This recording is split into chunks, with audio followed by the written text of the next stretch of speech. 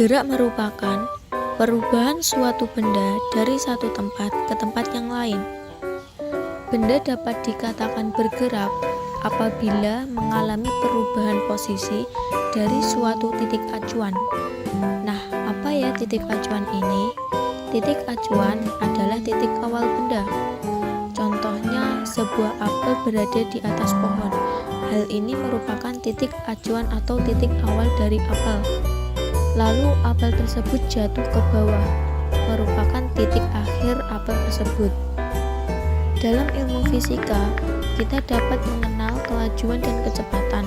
Kelajuan dan kecepatan merupakan besaran turunan yang dapat diketahui nilainya dengan mencari jarak, perpindahan, dan salam waktu. Secara matematis, kecepatan dan kelajuan dirumuskan sebagai kecepatan sama dengan perpindahan atau m per selang waktu atau s, dan kelajuan sama dengan jarak atau m per selang waktu s.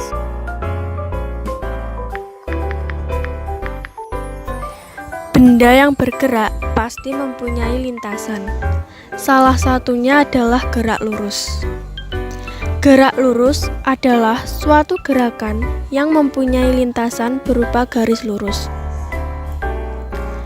Gerak lurus dapat dibedakan menjadi dua, yaitu GLB, gerak lurus beraturan, dan GLBB, gerak lurus berubah beraturan.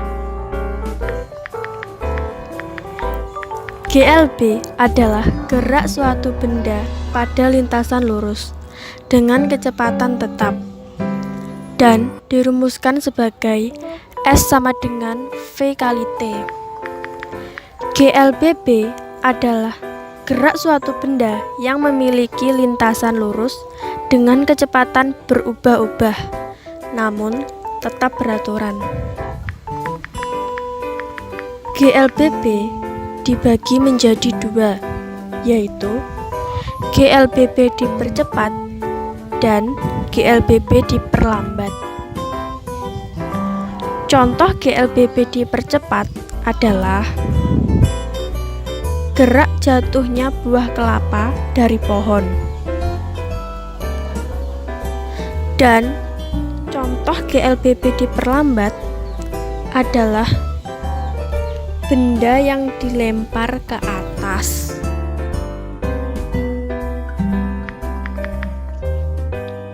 Gaya adalah tarikan atau dorongan yang menyebabkan benda dapat bergerak.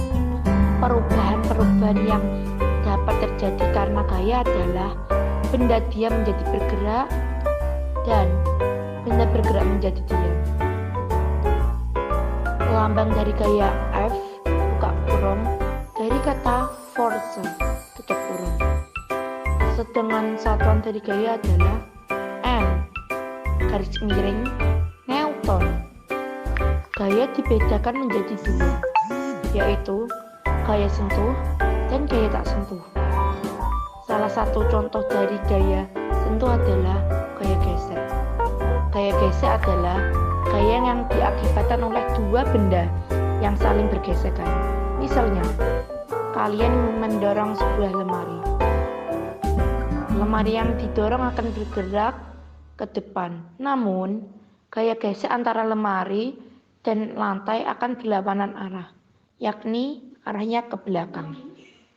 Gaya lain yang dikenal antara lain gaya listrik, gaya magnet, gaya bekas, gaya gravitasi, gaya mesin, dan lain-lainnya.